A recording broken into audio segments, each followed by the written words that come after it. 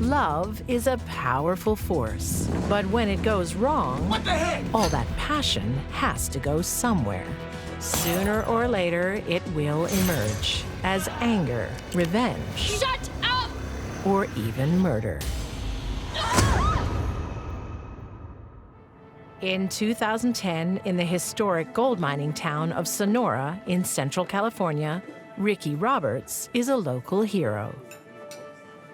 He was well known. He was popular. He was a demolition derby car driver. He was a multiple-time champion on several different circuits. Ain't I a spoiled man? Good customers deserve special treatment. For 42-year-old waitress Cheryl Lucero, Ricky is the catch of the day. They hit it off almost right away. You need a cheer squad? Always. She played up to him like crazy. The problem was, he was married. I'll see you soon. Yeah, you sure will. Well, how about tonight? How about yes? Okay. Cheryl definitely knew that Ricky was married, and I don't believe it bothered her. Against his better judgment, Ricky succumbs to Cheryl's charms. Something about Cheryl turned his head. Hey, you all right? Oh, I'm guilty. It's just our tiny little secret. Cheryl's good at keeping secrets. Hi, hon. She has a partner of her own. Chris Tinkham has been devoted to her for 9 years. What's wrong? I'm leaving you. Chris was a real decent guy. He was steadily employed, and he helped support her and her children. Cheryl, I love you. Don't. And the kids, it's like I'm their father. I've made up my mind. She left him, and according to him, for no apparent reason. He didn't know why she had decided to end the relationship. It's because Cheryl wants to be totally available to Ricky. Get over here. I thought we could catch a movie. Baby, you know we can't do that. Why not? Because this is our personal time. But Ricky has a reputation to protect as a member of the church and volunteer policeman. I'm sorry. He would never see her anywhere except where they had their personal time. But that's not enough for Cheryl. She had a different understanding of where their relationship was going than Ricky did. I want to show you something. Cheryl's understanding is that this relationship is forever. You're insane. Cheryl did have a tattoo of Ricky Roberts' demolition derby car. It had to feel a little creepy. That tattoo was a clear message to the world. Ricky is mine, or he's no one's. Nearly a century earlier, in rural Texas, another couple are much more in tune. Right from the start, Amor Phillips and Clara Weaver know exactly where they're heading. Would you like to dance? I would. Thank you. Well, they were quite a couple. They both had big dreams, in part because they were both exceptionally good-looking. Together, they thought, we can make any dream we have come true. I could watch you dance all night. Play your cards right, and maybe you can. Where do you go when you want to realize dreams? You set your compass for Hollywood. The glamorous newlyweds are immediately at home amid the glitter of Tinseltown. Clara dances as a showgirl, a stepping stone to Hollywood stardom. She came here with all kinds of ideas about being the next film star. I think she liked to be the center of attention, and she felt best when she was. Meanwhile, Amour stakes a claim in California's booming oil industry. He was selling oil stocks, and he was doing very well at it. As so many people were in LA, they were finding oil all over the place. All their dreams are coming true. Close. No peeking. No peeking. I'm not. Bought a big home. Okay, open your eyes. He bought expensive things. He appeared to shower things upon Clara. A housewarming present. In return, Clara decides to forget stardom and become the perfect wife. She gave up her career to devote herself to a husband she considered to be her baby. My hikings are for your eyes only. It's a life of luxury and leisure. And this is the formal dining room. You really struck gold. Well, oil, actually. There's just one problem. You know, it's all Armor ever talks about. When he's here, that is. Clara pours her heart out to her friend Peggy Cathy. You know, I gave up everything, and he's never here. She carried around this insecurity about their relationship from the beginning. Is he working long hours? So he says.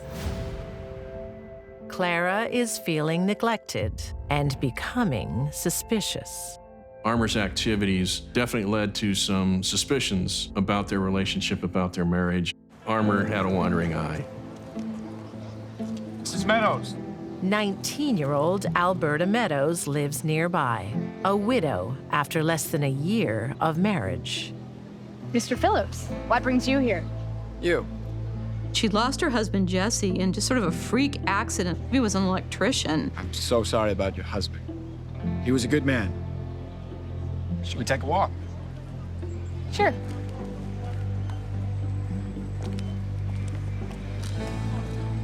Flirtation or just neighborly friendship?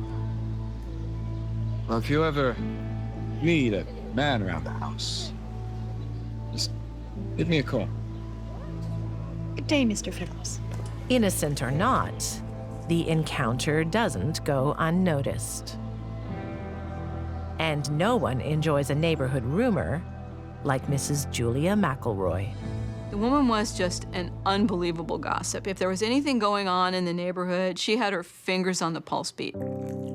And only too happy to share whatever she learned. Thanks, my dear. So, how's married life? I'm very lucky. Armor spoils me rotten. He was being so nice to poor Alberta the other day. Really? Where was that? At the park. This did not make Clara in the least bit happy. Clara is convinced another woman is stealing her husband. But in the California of 2012, Cheryl Lucero is doing the stealing. She even stalks Ricky Roberts' wife to size up the competition. For some women, it's not so much that they're in love with the married man as they are in competition with his wife. I swear that lady is following me. What? Do you know her? No. Come on, let's go.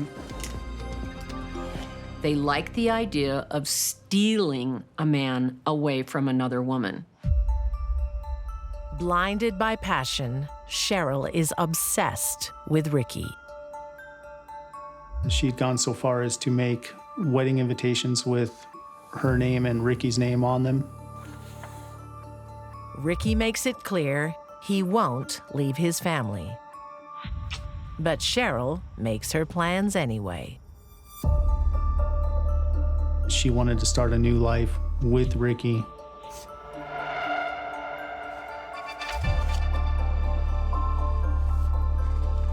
She also had a shrine in her house to him and articles of his clothing. This is way over the top. In her mind, she was going to be Ricky's next wife.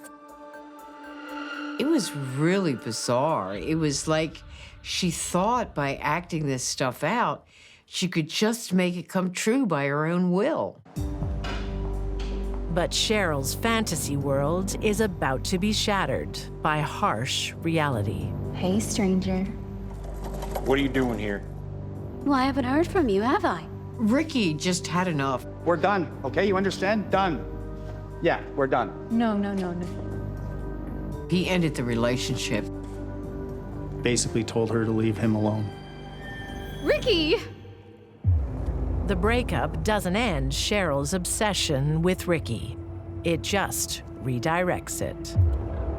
She started, in his words, to stalk him. Stalking should be considered a very serious offense. You never know where they're gonna strike or how. Ricky wants Cheryl gone. Hey, Ricky, come in. He calls on his police friends looking for advice. What's up?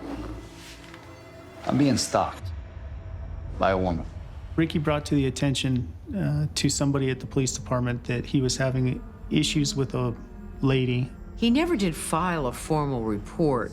Really, he thought Cheryl was a little nutty and needy, but he didn't think she was a danger. Ricky is wrong. When passion turns to pain, love can reveal its dark and dangerous side. I don't believe that Ricky knew that she had that level of a dark side to her. I doubt that he had ever seen it.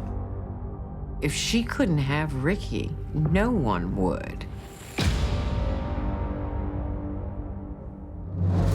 In 1920s Los Angeles, Clara Phillips also faces the painful side of passion. She believes her husband Amour is cheating. She's concerned she's gonna lose her husband. What's the matter?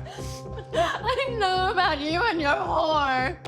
Clara convinced herself that there was an affair, whether there was or not. You and Alberta. That is nonsense. You're crazy. Right, I'm not crazy. You can't. Clara becomes a woman obsessed. Is that her? Yes, that's her. Clara shares with Peggy her suspicions about Armour and Alberta. Together, the women set out to spy on Alberta to prove Clara's suspicions. She knew the bank where she worked. She had a general idea of her routine. Oh, she was absolutely and utterly obsessed. For days, they follow Alberta's every move, but see no evidence of an affair. Unconvinced, Clara hatches a new plan. Claire's got something despicable on her mind. On a midsummer evening in July 1922, Alberta leaves work to find Clara and Peggy waiting by her car. Alberta, would you mind giving us a lift? Sure. One of you'll have to get in the back. Is that okay? That's fine.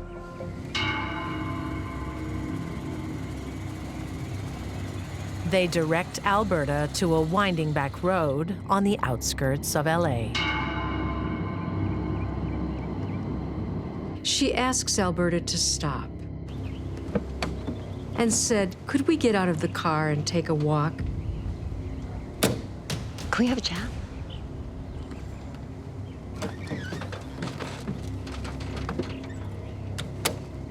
Immediately, Clara's demeanor changes. You've been sleeping with my husband. What? Alberta's response was denial. But this didn't satisfy Clara. He gave you that wristwatch. No, I bought this for myself. I can show you the receipt. Clara, me? Shut up. Clara's not interested in explanations. She wants revenge.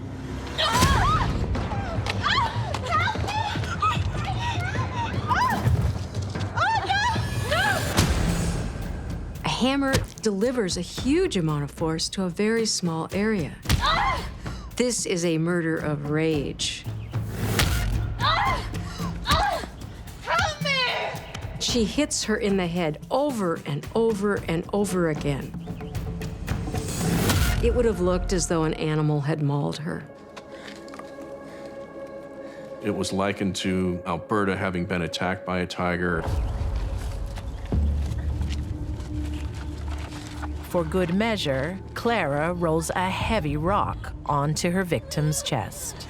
There was no good reason to roll that 50-pound boulder onto Alberta's chest. Clara is drenched in Alberta's blood. She gets Peggy to clean her face. And they drive off in Alberta's car. Clara gets her revenge. And that's just what Cheryl Lucero is seeking when she confronts Ricky Roberts on February 16th, 2014. Hi, Ricky. Don't seem to get it. We don't. She brought a loaded gun. I think there was only one outcome she was considering. Put the gun down. You don't need to do that. Here's this crazy woman that he's dumped in front of him with a gun. On your knee. So he drops to his knees and begs her to not shoot him. What's it gonna do? Nothing. I'm sure it was very terrifying. Somehow, in her warped little head, if she killed Ricky, then he was hers forever.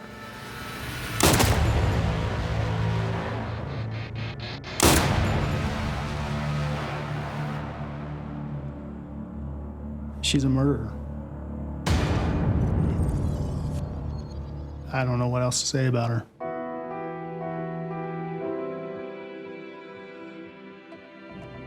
Sergeant Ryan Killian, first on the murder scene, is a friend of Ricky's. Seeing him in that position shocked me. He'd volunteered thousands of hours with the police department. He was considered a member of our team, and it was heartbreaking.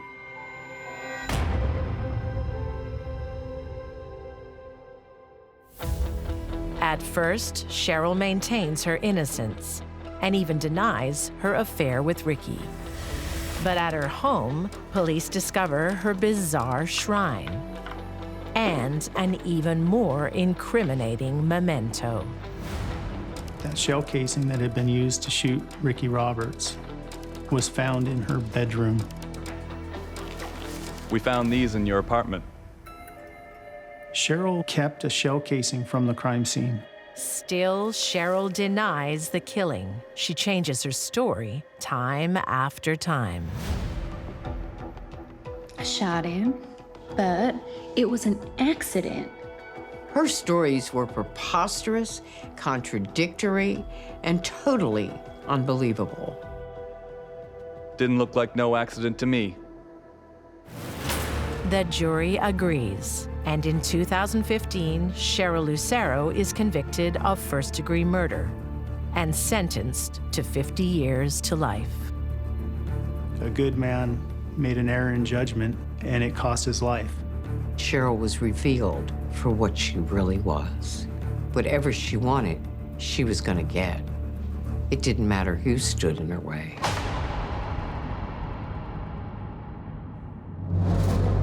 When Clara Phillips successfully gets Alberta Meadows out of the way, she believes she's saved her marriage.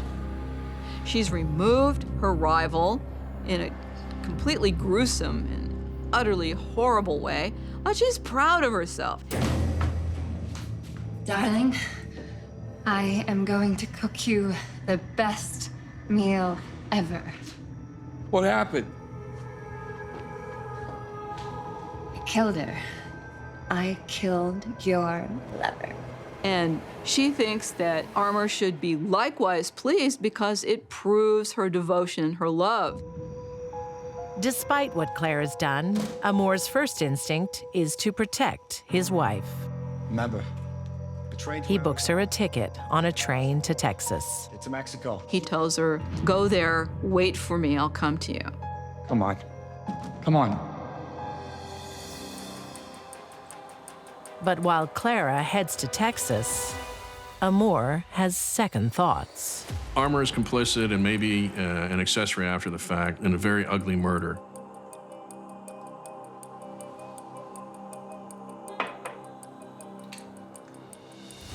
Operator. I need the police. He drops a dime, he rats his wife out.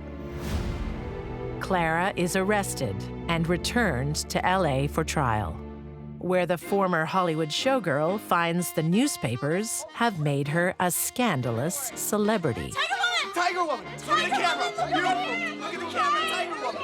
Yes, smile! They're calling her Tiger Woman because everyone described Alberta Meadows' body as being like it was mauled by a tiger, and hence Tiger Woman. She recognized that once again, she had a stage. She was the center of attention, and she enjoyed it.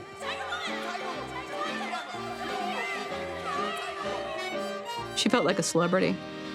She was a celebrity. A jury finds Clara Phillips guilty of second-degree murder and sentences her to 10 years to life. This was a brutal, up-close, literally in-your-face murder committed by a woman in a jealous rage. She serves 12 years behind bars, but she had achieved her goal of national fame. She didn't really care how she got it, as long as people knew her name, and they certainly did.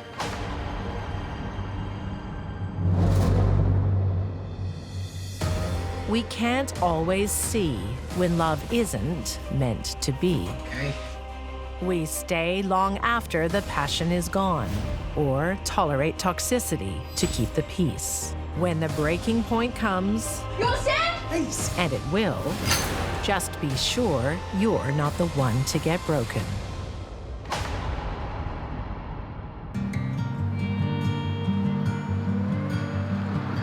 On the outskirts of Austin, Texas, 31-year-old Brian Allen has a new love in his life. Thank you. My pleasure. Cheers. And that's news that Brian's ex-girlfriend, Trishelle Green, doesn't want to hear.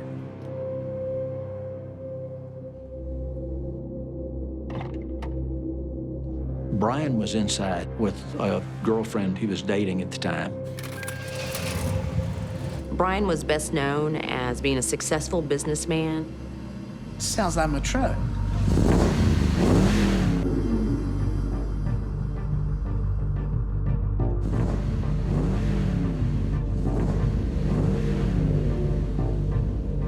"35-year-old Trishelle What the heck? is not ready to let Brian go. Get out of my truck! You're such a liar! You love me! You're such a liar! You're a liar! You're just like the rest of them! Just like them! Said you love me! She rushes past Brian and chases the other woman.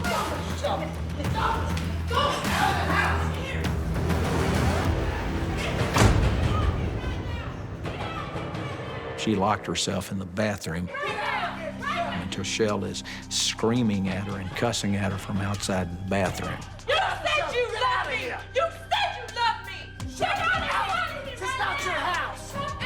Get out! Get out! Trishelle's anger and the behavior that resulted was unbridled.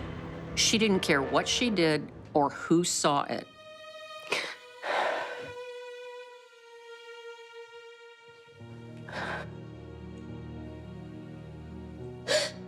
I'm sorry. Trishelle and Brian's relationship has been on and off for years. Love you. I can't do this again. Trishelle was able to talk her way out of almost anything that she did. But I know we're meant to be together. I know it.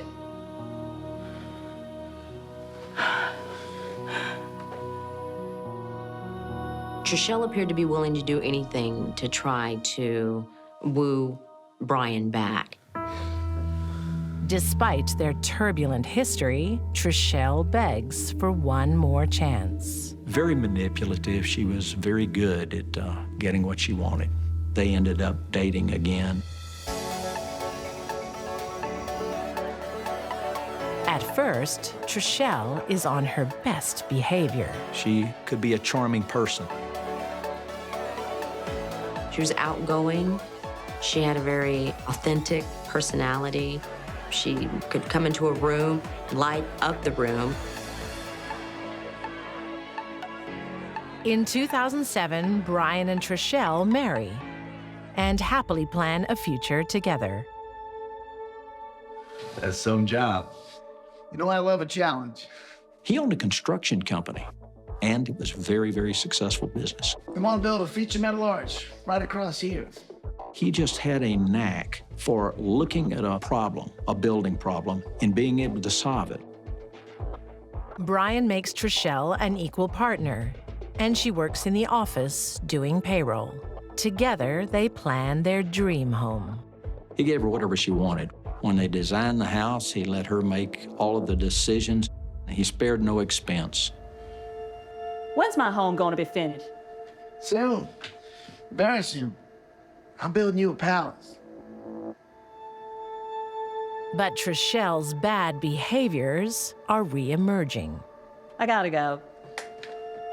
He was working more hours. She was working less hours. What about the wages? You do them. On the surface, even though it appeared they had everything, there was something brewing underneath. Trishelle doesn't play by the rules.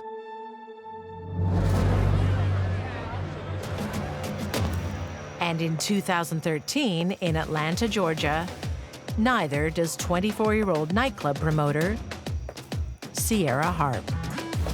We have a saying here that kids like Sierra, they're about that life. That means she doesn't want to follow rules. She wants to do whatever she wants to do. See you tonight. And she was beautiful. Oh, yeah. Hey, girl. Oh, my. The moment Sierra spots 24-year-old Raheem Grant, she knows he's the man for her. Damn, girl. You want to pick that tongue up before you trip on it? He's charming. He's funny.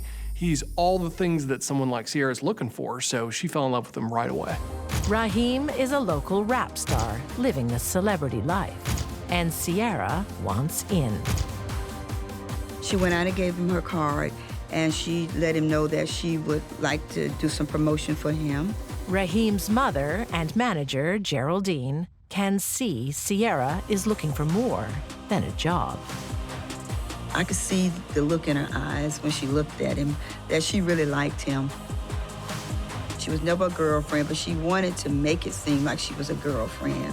When she got involved in his world, it's like she wanted to be a part of it. And it's like, I'm not gonna leave.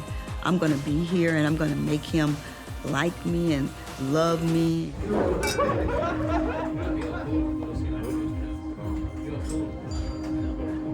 She was a hurricane who didn't care who she caught up in her whirlwind. When her charms fail to tempt Raheem, Sierra moves to plan B. Entrapment.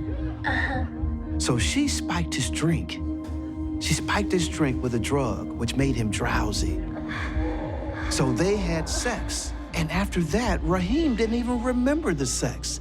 In her twisted little brain, she figured out, if he could be my baby daddy, maybe I could be his wife.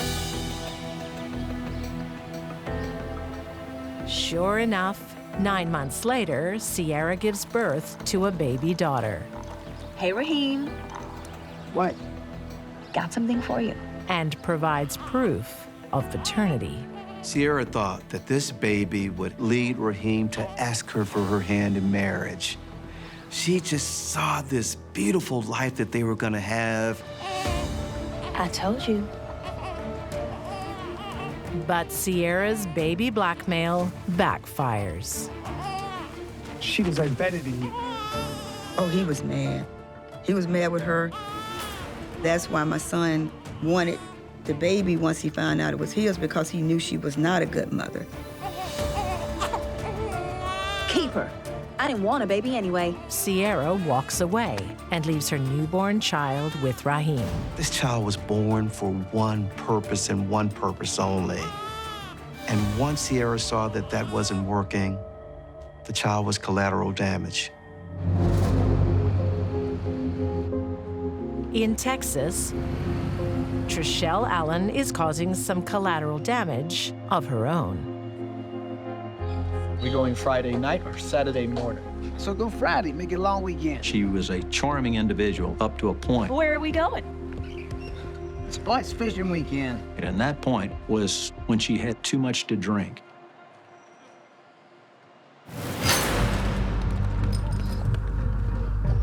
Alcohol seemed to fuel her temper. What's the matter? You're going away without me? Her temper would go off like a switch, and she would become very abusive. You're a jerk. When she reached that point, nobody could reach her. She had serious mood swings, and she medicated herself with alcohol. Brian is hoping Trishelle will settle down when they finally move into their dream home. The house was a very lavish house. But even a multi-million-dollar mansion can't satisfy Trishelle. Susan!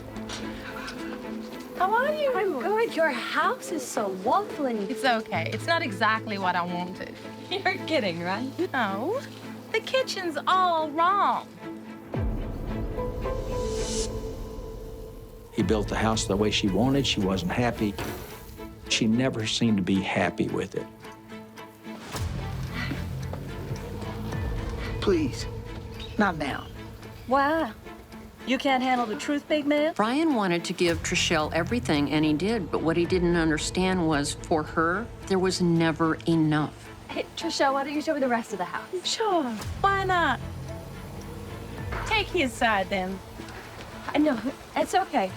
I'll go. Brian had gotten some hints from loved ones. They saw the relationship taking an ugly turn. Leave me alone, I've had it. We need to talk. At one point in their relationship, they got into an argument. I'm pulling down again, huh? Trishelle actually got a wine glass and laughed about the fact that she would cut him with a glass. Some of his friends even told him that one of these days that it's going to be a fatal if you stay, but he wouldn't leave. The marriage is hanging by a thread. The relationship had reached a level where there was a complete disregard for being husband and wife. It's open warfare. Every conversation is a chance to cause pain. At one point, she said she hoped he'd crash into a tree and die before he got home.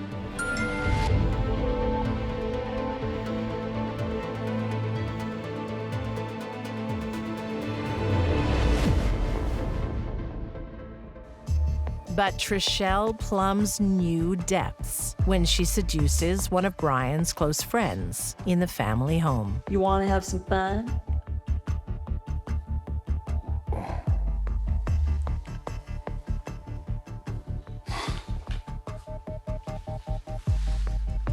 There's no doubt in my mind, Trishelle wanted Brian to know she was having sex with a friend of his.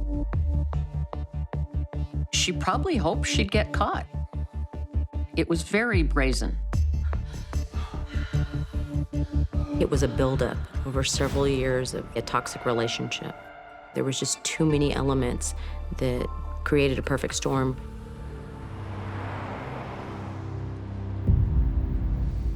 Finally, Brian confides in a friend that he's had enough.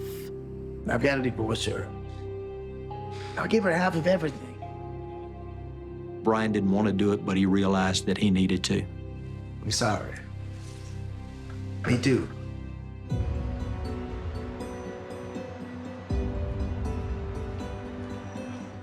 But Trishelle won't be satisfied with a divorce settlement. She wanted to stay in the lifestyle she had become accustomed. She wanted the money. She felt like she may lose everything if he were to leave her. In Atlanta, Georgia, Sierra Harp is also facing an uncertain future. The daughter she presented to Raheem is now 3 years old, and still he keeps Sierra at arm's length. This wasn't working out like she thought. Instead of loving her, all of his love was focused on the baby. He put all his love into his daughter, and she didn't like that because she felt that it should have been her. But Sierra still has a powerful ace up her sleeve. Unwed father in the state of Georgia has no rights to the child. Even though you sign the birth certificate, even though you do a DNA test, even though you do child support, you still have no rights to that child. If he wants full custody, Sierra must give her official consent. Sierra was using this baby as a pawn. So they had to be very delicate with her. They didn't want to upset her and have her pull the baby away. When Sierra loses her job, Raheem decides it's wise to keep her close. Okay. Is that the last of it? Sierra didn't have a place to live. Yeah, So Raheem let her move into the apartment. this could be a fresh start. There was no expectation she was going to stay for a long time or that they were going to be in any kind of relationship. Hey, look, Shawty, only reason you're here is because you just lost your job. Sierra has other ideas. That was her fantasy world. In her mind, she was his girlfriend. Hey, are we clear? He would go, Sierra, stop it. Stop it. It's not happening between us. It's never going to happen. But that didn't deter her. She continued to try to make her his number one. On December 29th, 2017, Raheem invites a friend to the apartment he shares with Sierra and their 3-year-old daughter. She was a trainer at a local gym. Your ex-girlfriend, she's crazy, huh? She is drop-dead gorgeous. Where they were just gonna smoke some weed and then they were just gonna hang out on the couch. Hey, Shawty, this is Elise. She's my gym buddy. I'm more than that. Well, y'all need to keep it down because I'm trying to sleep. Wow. I should go away. So she goes, I'm out of here.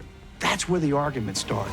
Man, what's wrong with you? I've told you 100 times, I'm sick and tired of there being women in this house. Sierra is consumed by jealousy. You understand? Hey, she's in full rage. Stop talking. Sierra lunges at Raheem with a knife. After the argument, Raheem has a bloody face. And we know that because he recorded it. Yeah, okay. Hey, you see that? Look at that. Look at this. See that? That's what Sierra Harp did to me. And he says, y'all see this? Y'all see what this bitch did to me? This is what Sierra Harp did to me. Look at this. You see that? That's Sierra Harp. Really? Yeah. Really? Yeah. You hear that? You hear that? The recording captures Sierra's rising anger. She comes up behind him. Yeah. Hey! And there's a gunshot. Raheem is hit in the spine. Paralyzed, he's pinned to the floor. The phone falls to the ground, and suddenly you see Sierra standing above him with a gun, screaming. Realizing the phone is recording, Sierra sees a chance to tell the story her way. This man, he beat me for 4 years. This man put me in hospital. As the victim. How do you think this was gonna go, Raheem? Huh? She had figured out that, oh, how can I create self-defense? Well, if I have it on video, cursing at Raheem, saying that he had abused her. Stop! If you kill me, you're going to prison for life. And the whole time Raheem is saying, baby, no, Don't shoot again. You'll go to prison. Don't do it. Stop, please! You think you can just walk away from me? From me? Over the next 13 minutes, Sierra shoots Raheem 6 times. What did you think was gonna happen, Raheem? But not aiming to kill. 3 of the bullets hit his arms. She shot him in the arms on purpose. I told you no girls. You think you can just walk away from me? From me? She didn't want him to die immediately. She made him suffer. Every moment is caught on camera. It was like the worst horror movie you would ever see, except it was real. Raheem is inching his way to the bedroom where their 3-year-old daughter is witness to everything. She was in the bed, and my son was right there on the floor right by the bed.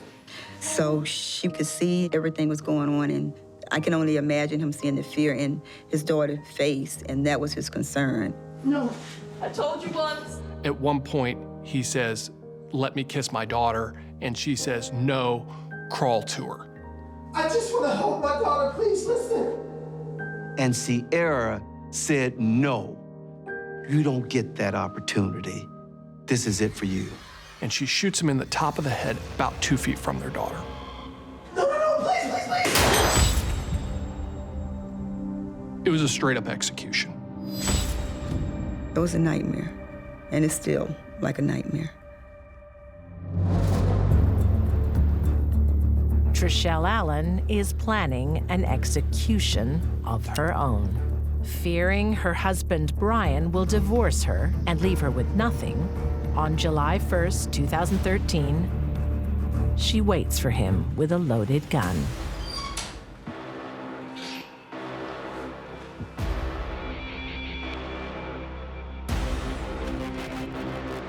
She was on the brink of losing everything, and she acted out desperately.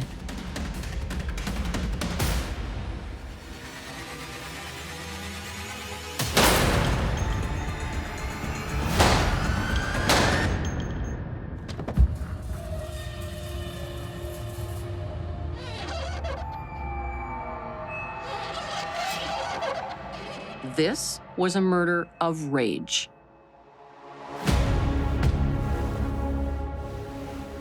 Trishelle calls 911. But realizing Brian is still alive, cancels the call, or so she thinks. Die, you piece of dirt. Die knowing that. As he's dying from a wound she inflicted, she's cursing at him. So that's what he's hearing. That's what Brian is hearing as he's dying and losing his life on the floor, is her calling him names, telling him to die, knowing that. But Trishelle hasn't disconnected from 911 like she thought. The dispatcher is listening to every word. She didn't realize that she had not hung up on that phone. The dispatcher could hear her. Die, you piece of dirt. Unaware her initial message has been recorded, Trishelle dials 911 again and gives a vastly different performance. Oh my gosh. I had to kill him. I had to kill him. I had to shoot him. He was coming after me. She sounds like a woman in distress saying, oh my gosh, I had to kill him. I had to shoot him.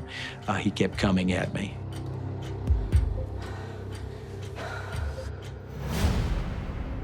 But it's the first call, her accidental confession, that seals her fate.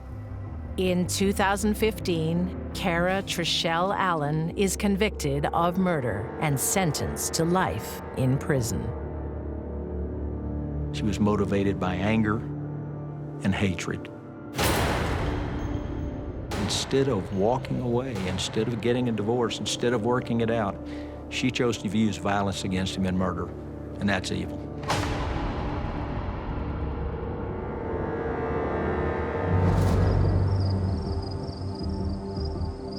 Sierra Harp has also chosen murder. When she realizes she will never have Raheem, she makes sure no one else will either.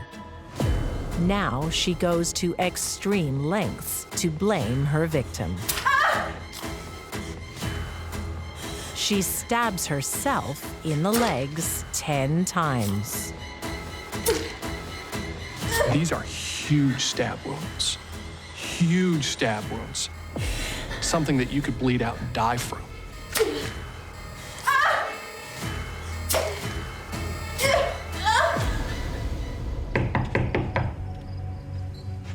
Sierra staggers to a neighbor's house. Oh my God, I need help. And starts to spin her lies. Raheem, he tried to. Raheem did this? The severity of her injuries give credibility to her story of self-defense. 911, what's your emergency? Yes, I need an ambulance. And the police, hurry! At first, even the police believe her. Can you explain this video? Until they examine the video from Raheem's phone, frame by frame. I don't know what you're talking about. So then he just hits play. And she's watching. And with a single frozen frame, Sierra's lies are exposed. Where are your injuries, Sierra? Her legs aren't stabbed in the video. She stabbed herself afterward. In 2019, Sierra Harp is convicted of 5 counts of aggravated assault, possession of a firearm during a crime, and voluntary manslaughter. She is sentenced to a total of 125 years in prison. I'm not sure I've ever seen somebody who is so evil and manipulative as Sierra Harp. Sierra finally realized Raheem would never be hers, and if she couldn't have him, no one would. That's her main goal. I'd rather see him dead first. And that's what she did. She took his life. Because she's not crazy. She's straight evil.